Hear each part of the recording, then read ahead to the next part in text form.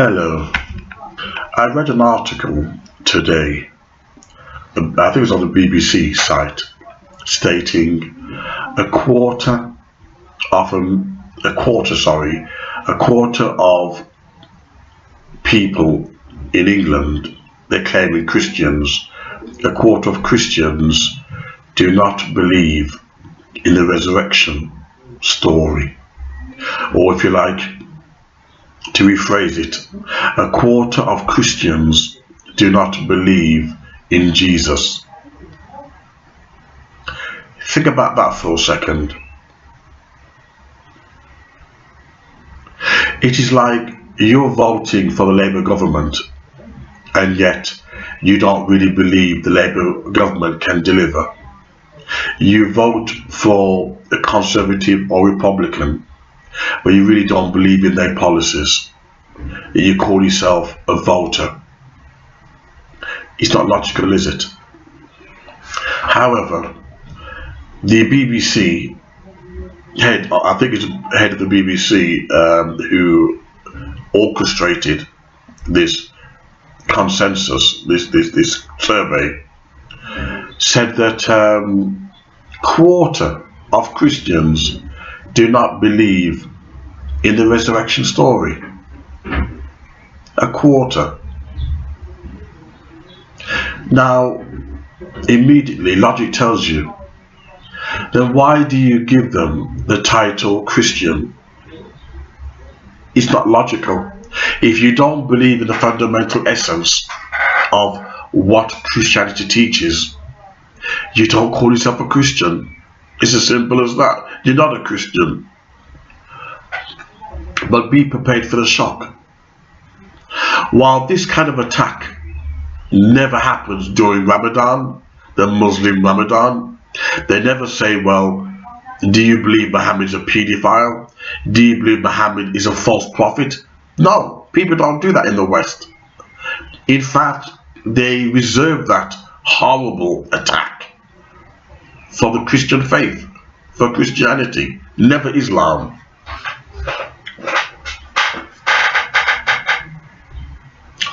Now, what's interesting, the head of the BBC religious affair is a Muslim.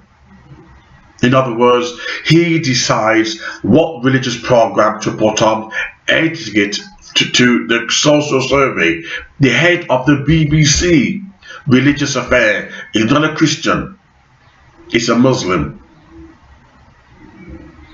Think about that for a while.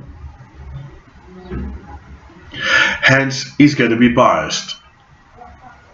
He never puts on programs which puts Islam in disrepute.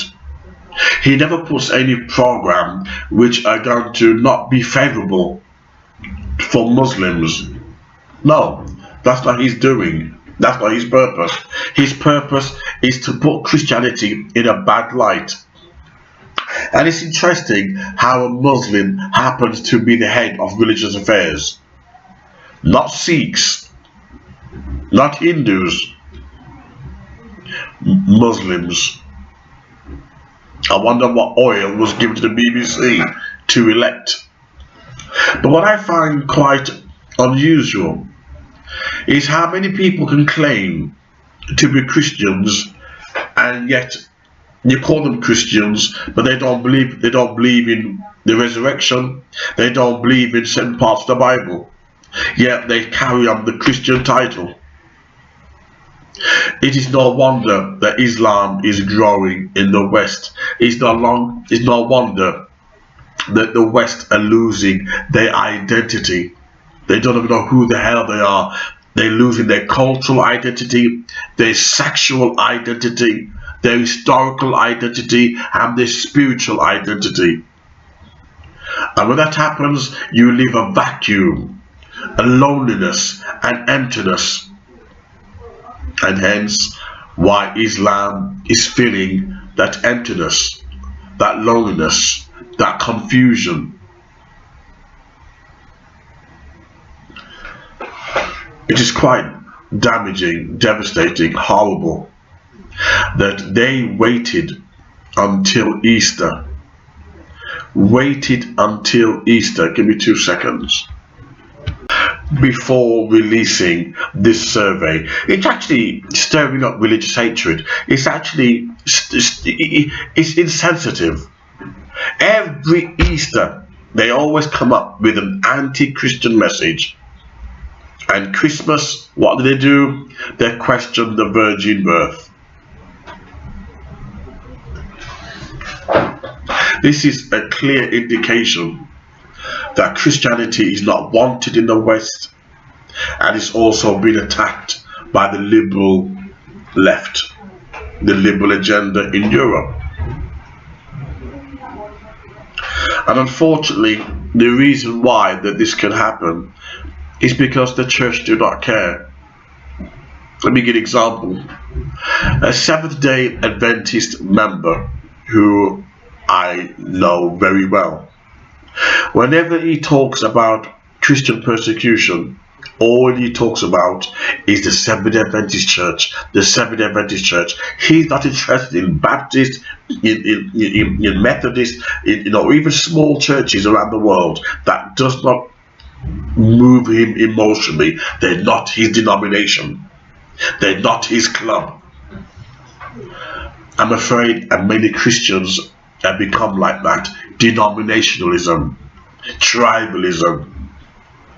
So hence, when the Christian church is under attack, there's no fortress, there's no unity in which to fight back, because all they care about are the pastors, the founders of the little clubs, and they clique, they little group.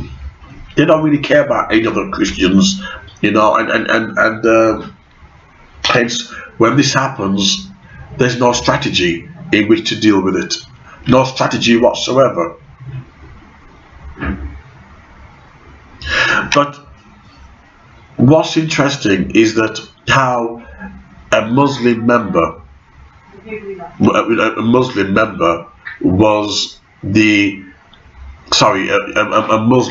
was the head of the BBC Religious Affair, and it was a Muslim who released this information. Anyone who claims that they are a Christian and do not believe in the Bible, you're not a Christian. If you claim that you're a Christian, you're trying to be a humanist, you're trying to apologize for the Bible, you're not a Christian. I don't care how you want to cover it with beautiful paint, you're not a Christian. Hence, the survey is faulty. The survey is not genuine, because you cannot be a Christian and deny the resurrection. In the Bible, Jesus says, if you deny me, I will deny you before my Father in heaven. If you deny me, you don't know me. You don't know me. If I deny my mom, I'm saying I don't know her. I'm saying I'm not her son. So for you to go and say you don't believe in the resurrection, it means you don't believe in Jesus, which means you're not a Christian. They have no right in which to say, a quarter of Christians, these people are not Christians. They should get the facts right.